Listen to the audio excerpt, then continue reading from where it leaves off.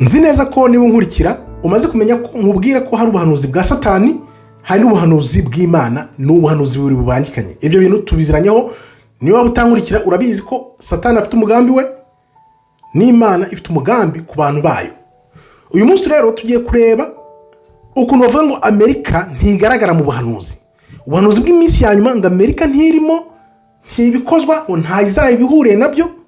Ibyo bintu byavuye he? Kwerekana ko Amerika ngitari mu buhanuzi bwa nyuma, kandi tuzi ko Amerika niyo mpatse igihugu. Amerika niyo empire ya nyuma yahanuwe. Wibuke ko ubuyobozi bwavuye Ashuri, buza Babuloni bujya mu Baperisi, mu Baperisi bujya mu Bagereki, mu Bagereki bujya mu Baroma. Abaroma bamaze gusenyuka, Amerika niyo bisigazwa by'Abaroma, ko abantu bose bagiye bava imihanda yose baza bakora Amerika. Bayibye ubwoko bw'Uwiteka Imana bwavuye za Ashuri. Rubikana bikubwiye ukuntu bamanutse za Ashuri, bakamanuka bakanyura za Fiji, bakava za Fiji bakanyura muri za Australia, bakinjira muri Afrika, bakava muri Afrika bakinjira muri Amerika y'Amajyepfo, bakabona kuzamuka ruguru muri Amerika y'Amajyaruguru. Aribwo Christopher Columbus yitwaje umuhanuzi n'umusesenguzi, umusemuzi w'Igiheburayo witwaga Louis de Torres. Niba Christopher Columbus yaragiye yitwaje umusesenguzi w'Igiheburayo, byari kubera iki?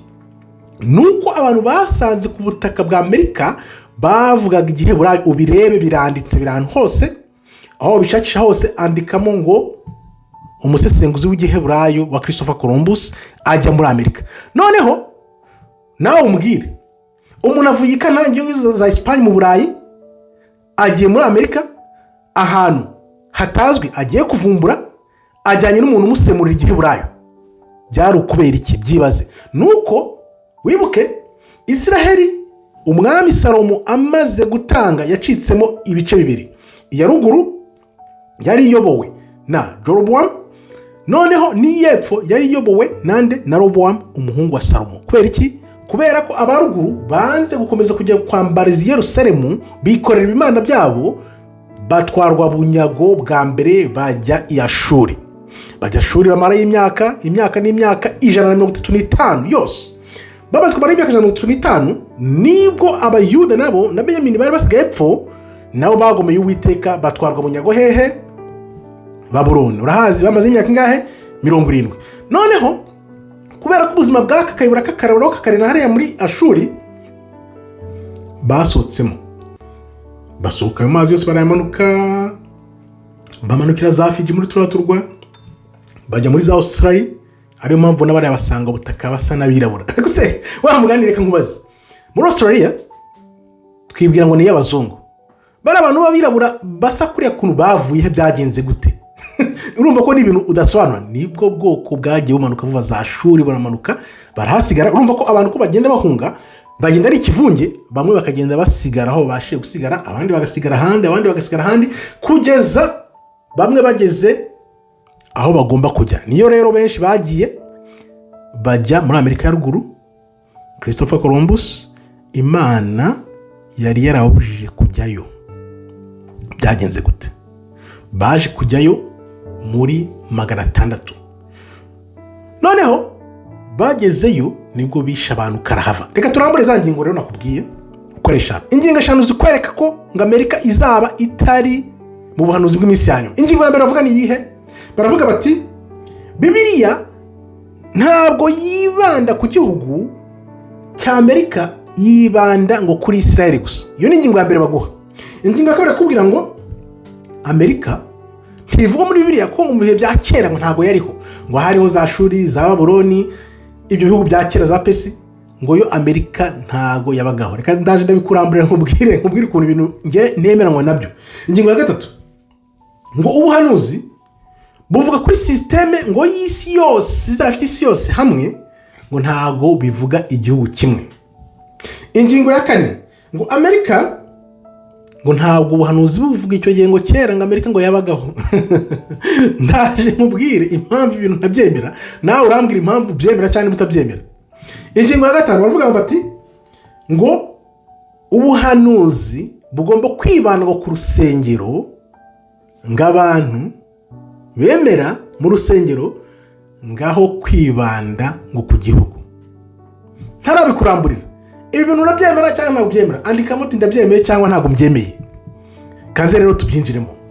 Mbere yo kubyinjiramo neza nkubwire nti kanda aho like kugira ngo ukuri kugere ku bantu benshi cyane. Uzi neza ko YouTube ikora kugira ngo ibintu bigere ku bantu benshi nuko mubisangiza abagenzi banyu, mugakanda aho like, mukandika uti ibintu ko ntajyaga mbyumva ubivanaho bimeze gute.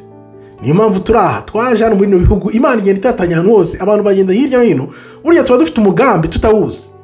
Ntabwo wari uzi ko uyu munsi wicara n'uri kumva ibindi kuvuga. Niba bigufashije, niba bigukanguye, nawe utubwire. Kaze nkwereke rero ukuntu ibintu bimeze. Kankwereke uko ibintu bimeze, noneho wumve nawe umbwire niba koko wumva ibi ari ukuri cyangwa se niba atari ukuri.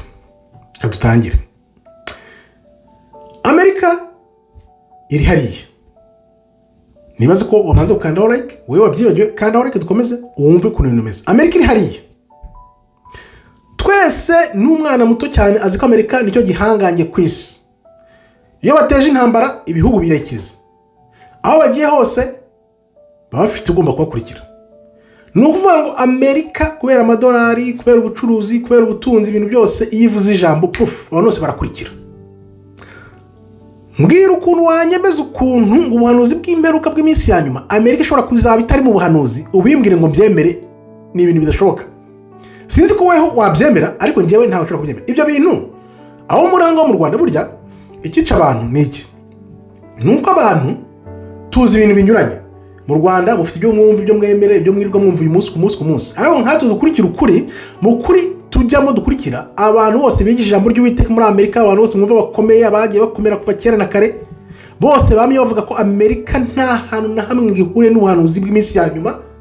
Kubera bya bindi byo kwigira beza, niba dushobora kumwira ko Amerika ari igihugu cyiza kweri ngo kitazahura n'ubuhanuzi. Kandi Bibiliya byanditse mu byahishuwe ko iragoye, Babuloni iraguye.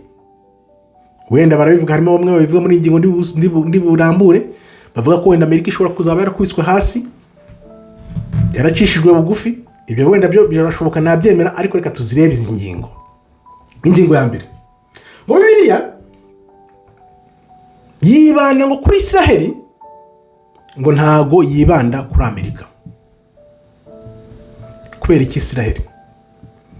Hano bashaka kuyobya ngo berekane ko Israheli ari ubwoko bw'Imana, kandi byanze bikunze wibuka ko Imana igiye kwerekana igihugu gifite ubutware buzakurikira, ibanza gukubita hasi cya gihugu cyari gihanganye.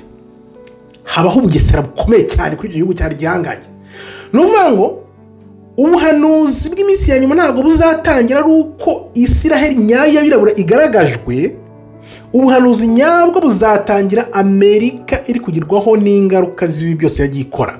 Ubukungu bwikubita hasi, abantu basubiranemo aribyo bita ihonyabwoko rizabayo, igihugu gikene batindahare, noneho abantu bose, amahanga yose asigara baseka, abaseke kahave.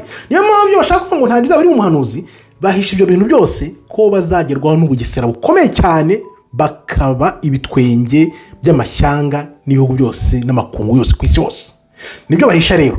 Nuvuga ngo Amerika niyo tuzabona igihe izaba itangiye kugwa ibigaragara neza ko biri bugufi, nibwo tuzahita dutangira tuvuge tuti bwa buhanuzi bwaje ahubwo nta gisigaye. Nibyo bivuze rero ko Amerika iri mu buhanuzi bw'iminsi ya nyuma. Babeshya ngo ntago irimo, ngo ahubwo ngo ni Israel, ibintu byose byibanzeho barabeshya, kuko kugira ngo Imana ikubite ishyanga hasi, irabanza igakubita ishyanga hasi kugira ngo ibone ibyure irindi shyanga. Ibyo bintu niko bimeze. Niba warasomye Bibiliya ni kubizi, ntabwo Amerika ihita ibyuka ngo uwo munsi izane ishyanga rindi itabanje kubita irindi hasi. Ibyo bintu uzi neza ko ariko bigenda. Niko byagenze kuri Egiputa, niko byagenze kuri Misiri, byose turabizi. Ingingo ya kabiri, ngo Amerika ngo ntabwo yabagaho ku gihe cya kera, ngo kuko ibihugu bya kera byabagaho, za Babuloni, za Persia, za Egiputa, Misiri, ngo Amerika yo ntiyabagaho. No, niko Imana yabize ibintu kuva ku itangiriro kugera ku mpera, ikaba itarize Amerika. Urumva ko icyo nacyo ni ikinyoma. Ni ikinyoma babeshya kugira ngo bakwepe, bazi ko ngo bamaze kwanduza isi ngo bazacika benshi bakajya muri za roca bakagenda mu ijuru badapfuye. No, nibyo babeshya, ni ibinyoma byose byerekana ko babeshya abantu, ariko Imana igiye kuziberekana noneho amahanga yose abamenye, bazaba bari hano, bazagaragara kandi bazaba bari mu byanze bikunze. Nta kuvuga ngo ntago bari bazwi, kuko Imana izi byose. Imana izi byose. Urumva ko ibyo babyigisha abantu barabeshya. Niba bavanaho kumenya Imana, bakayivanaho kumenya ibintu byose, bakavuga ngo ibintu byose Imana ntabwo yari bizi ko Amerika izaba iriho, mbwira nimba ari ikinyoma cyane bitari ikinyoma. Ingingo ya 3 ngo ubuhanuzi buvuga ngo ku isi yose, ngo ubuyobozi bw'isi yose buzaba bukubiye hamwe, ngo ntago ivuga ubuyobozi bw'igihugu. Niyo mpamvu bashaka kuzana uriya mugambi wa Antikristo, umubare, ikimenyetso n'izina by'inyamaswa bizabe systeme, noneho berekane ko Amerika itagihari. Urabyumva ko bavuga kubera ko Amerika niyo izaba iri inyuma y'ibyo bintu byose biyoboye, itagaragara. None bavuga ngo Amerika ntago igihari, bavuga ngo dore byanyu twababwiye ngo nibyo niko bimeze, birasoje. Ariko abari mu buhanuzi bari mu kuri tuzi ko Amerika niyo iri inyuma ya byose. Kuva za 2019 ibintu bakwije, kuva izi ntambara zose kugeza ku musozo, Amerika niyo izaba iri inyuma, turabizi neza. Wowe niba utabizi rero cyane utabyemera, andika muti simbyemera. Ingingo ya 4 ngo Amerika ngo izaba itakibaho, nibyo maze kubwira nyine. Bazayifata bayishyire muri icyo kintu bise cy'isi iyoboreremo, noneho iyoborera inyuma. Ariko turabizi ko abahari, ariyo mpamvu nyine Imana irema abantu bakabyuka bakavuka umunsi ku munsi, abandi bakamenya bagakura. Twese tuzaba tubibona kandi ukuri kuzaba kwaramaze kugaragara. Nta hantu na hamwe bazabisha ngo bigaragare izaba igihari. Urumva ko icyo nacyo ni ikinyoma. Ingingo ya nyuma rero baravuga bati ngo ubuhanuzi bwibanda ku rusengero, ku itorero, aho kwibanda ku gihugu. Niyo mpamvu bakubwira ngo Isiraheli ngo yaragiye, ngo yavuyeho, ngo haje itorero, ngo itorero ngo niryo ryasimbuye Isiraheli. Imana ikakubwira ngo ntibikabe, Isiraheli ntago nayibagiwe. Abantu banjye, ubwoko bwanjye, nibamamagara bakanyambaza, bakanshakisha n'umutima wabo wose n'ubwenge bwabo bwose n'imbaraga zabo zose, nzongera mbibuke, mbagarukire, mb'Imana yabo, nabo baba abantu banjye. Niko bimeze. Urumva ko ibyo nabyo ni ikinyoma, kuko bitwikira urwo rusengero n'itorero, none Amerika igashaka kwivanamo. Ariko tuzi ko nta izaba ikirimo, kuko Babuloni iraguye. Na Amerika nimara kugwa rero nibwo bwoko bw'Uwiteka, abirabura bari muri Amerika aribo Yuda n'ubwoko 10 bazatangira kuza hamwe, bakore inkoni imwe mu kuboko k'Uwiteka. Aribwo bwa buhanuzi bw'inkoni ebyiri bugomba gusoza, ari uko Amerika iguye, noneho isi yose ikayibona uko ibintu bizameze. Nakubwira ni rero, wewe twabanye kandi aho kugira ngo ubutumwa bugere ku bantu benshi cyane, kandi wiyandikishe, musangize abantu hirya no hino, kugira ngo ukuri kubohore imbohe. Ngira neza ngo wumvise uko kuri guteye, ntihazagire ukubeshya ngo Amerika ntiri mu buhanuzi. Irimo 100%, kandi niyo Babuloni igiye kugwa ivugwa, yo yafashe agacuma kuzuye inzoga zose igasindisha abantu bose bakoresha ubusambanyi kubera amashyanga yose. Aribyo biri kuba kuri Abarabu. Urabona ibingaruka zabyo, Abarabu bizeye za Amerika, none Irani iri kubahagama batwika umusubizo. Barimo baravuga ati no, turayamanitse. Irani ikavuga ati no, muhame hamwe, ubwo bwambanyi bwanyu tuze tubabaryoze. Urumva rero ko Amerika izaba ihari, nibwo bigitangira. Nimara gutangira kugwa, nibwo amaso yose azaba amaze gukanguka, arebe ko ibintu byose mbabwiye Amerika nta izajya, ahubwo izashaka kwihisha muri ibyo bintu byose ishaka gukora, ariko izatahurwa. Nkambashimiye rero mwebwe twabanye, wongera kandi ho like kugira ngo ubutumwa bugere ku bantu benshi niba utanabikoze, noneho ubasangiza abantu bose, mwiyandikishe namwe mukomeje kwandikisha. Nkambashimiye mbiri ku mutima, binyereka ko munyote ukuri amanywa nijoro. Ahasigaye Imana ikomeze ibarinde. Shalom, shalom, toda haba, tov meyo.